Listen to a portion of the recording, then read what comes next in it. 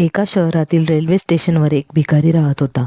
तो येणाऱ्या जाणाऱ्या गाड्यांमधून प्रवाशांकडून भीक मागून उदरनिर्वाह करत असे. एके दिवशी तो भीक मागत असताना त्याला सूट बूट घातलेला एक उंच माणूस दिसला. त्याला वाटले, हा माणूस खूप श्रीमंत दिसतोय, जर मी त्याच्याकडून भीक मागितली तर तो मला नक्कीच चांगले पैसे देईल. भीक मागू लागला.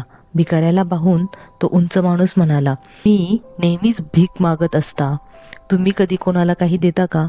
भिकाऱ्याने उत्तर दिले, मी फक्त एक भिकारी आहे, नेहमी भीक मागतो, माझा कोणालाही काहीही देण्याचा दर्जा नाही.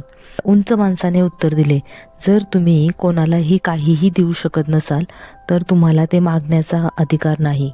मी एक व्यापारी आहे, मी देण्या घेण्यावर विश्वास ठेवतो. तर तुमच्याकडे मला काही देण्यासारखे असेल तरच मी तुम्हाला त्या बदल्यात काहीतरी देऊ शकतो. त्यासोबत तो उंच माणूस ट्रेनमध्ये चढला आणि निघून गेला. दरम्यान तो भिकारी त्याच्या बोलण्याबद्दल विचार करू लागला. त्या उंच माणसाचे शब्द भिकाऱ्याच्या हृदयाला भिडले. तो विचार करू लागला, कदाचित मला भिक्षेत जास्त पैसे मिळाले नाहीत, चे कारण म्हणजे मी त्या बदल्यात काहीही देऊ शकत नाही. मी एक भिकारी आहे, मी कोणालाही काहीही देण्यास पात्र नाही, पण त्या बदल्यात काहीही न देता मी किती काळ भिक्षा मागत राहू शकतो. याच विचार केल्यानंतर भिकाऱ्याने ठरवले की जो कोणी त्याला भिक्षा देईल त्या बदल्यात त्याला तो काहीतरी देईल. पण आता त्याच्या मनात एक प्रश्न उभा राहिला होता की तो स्वतः भिकारी असल्याने भिक्षेच्या बदल्यात तो इतरांना काय देऊ शकेल. या विचारात 2 दिवस उलटून गेले, पण त्याला त्याच्या प्रश्नाचे उत्तर सापडलेच नाही. तिसऱ्या दिवशी स्टेशनजवळ बसून त्याला स्टेशन भोवती झाडांवर काही फुले उमललेली दिसली. त्याने विचार केला, भिक्षेच्या बदल्यात लोकांना काही फुले दिली तर. त्याला ही कल्पना आवडली आणि त्याने तिथून काही फुले तोडली. आता तो ट्रेनमध्ये भिक्षा मागू लागला. आता जेव्हा जेव्हा कोणी त्याला भिक्षा देते त्या बदल्यात भिकारी काही फुले त्याला देत असे. तो ती आनंदाने जपून ठेवत असे. आता तो भिकारी दररोज फुले गोळा करून भिक्षेच्या बदल्यात लोकांमध्ये वाटून देत असे.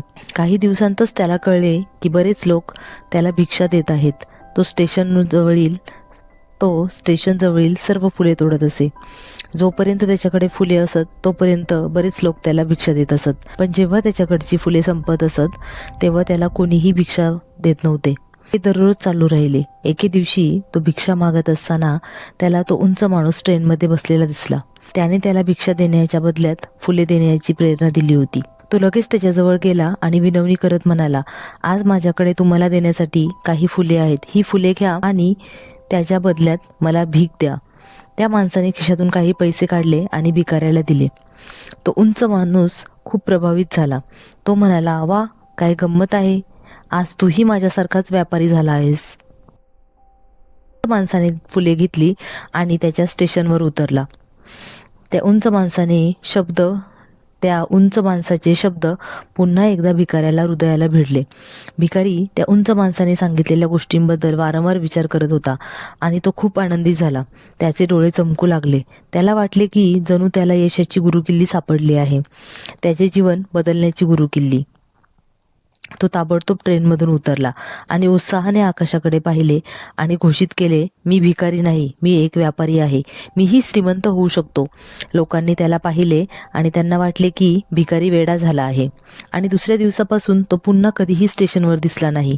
पण 6 महिन्यानंतर सूट आणि बूट घातलेले 2 पुरुष एकाच स्टेशनवर प्रवास करत होते. जेव्हा त्यांनी एकमेकांना पाहिले तेव्हा त्यापैकी एकाने हस्तांदोलन केले आणि विचारले, तुम्ही मला ओळखता का?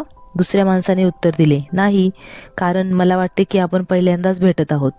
पहिल्या माणसाने उत्तर दिले, पण मला आठवते की आपली पहिलीच वेळ नाही तर तिसरी वेळ आहे. दुसऱ्या माणसाने उत्तर दिले, मला आठवत नाही, पण आपण याआधी 2 वेळा कुठे भेटलो होतो? आता तिसरी वेळ आहे. तो हसला आणि म्हणाला, आपण याआधी याच ट्रेनमध्ये 2दा भेटलो आहोत.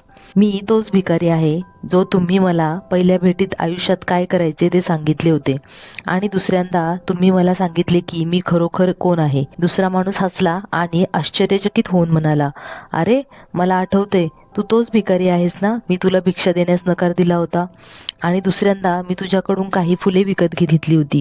तू आज सूट आणि बूट घालून कुठे जात आहेस? आजकाल तू काय करतोस? मग पहिला माणूस म्हणाला, हो, मी तोच भिकारी आहे, पण आता मी एक मोठा फुलांचा व्यापारी आहे आणि याच व्यवसायासाठी मी दुसऱ्या शहरात प्रवास करत आहे. थोड्या वेळाने तो पुढे म्हणाला, आपण पहिल्यांदा भेटलो तेव्हा तू मला निसर्गाचा नियम सांगितला होतास, ज्यानुसार आपण देतो तेव्हाच आपल्याला काहीतरी मिळते.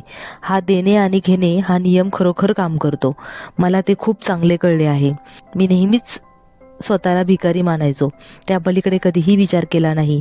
आणि जेव्हा मी तुला भेटलो तेव्हा तू मला सांगितले की मी एक व्यापारी झालो आहे. आता मला समजले की मी खरं तर भिकारी नाही तर एक व्यापारी आहे.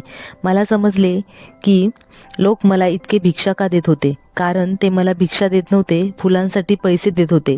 प्रत्येकजण माझी फुले खरेदी करत होता कारण त्यांना ती स्वस्त मिळत होती. इतरांच्या नजरेत एक छोटा व्यापारी होतो, पण माझ्या स्वतःच्या नजरेत मी अजूनही एक भिकारीच होतो. आज तू मला सांगितल्यानंतर मला कळाले की मी एक छोटा व्यापारी आहे.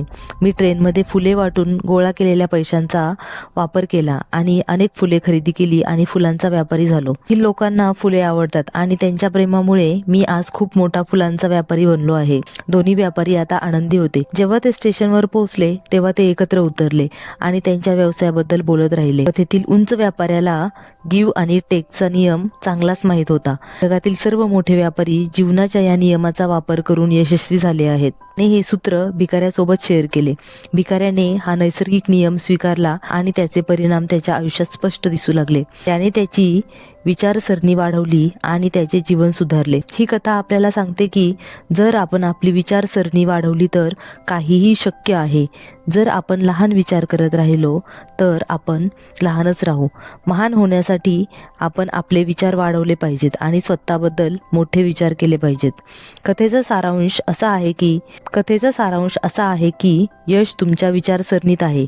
तुमचा आत्मविश्वास जागृत करा, तुमचे विचार विस्तृत करा आणि तुम्ही यशाच्या शिखरावर कसे पोहोचता ते पहा. आणि हो, कथा आवडल्यास लाईक करा, शेअर करा आणि सबस्क्राईब करायला विसरू नका.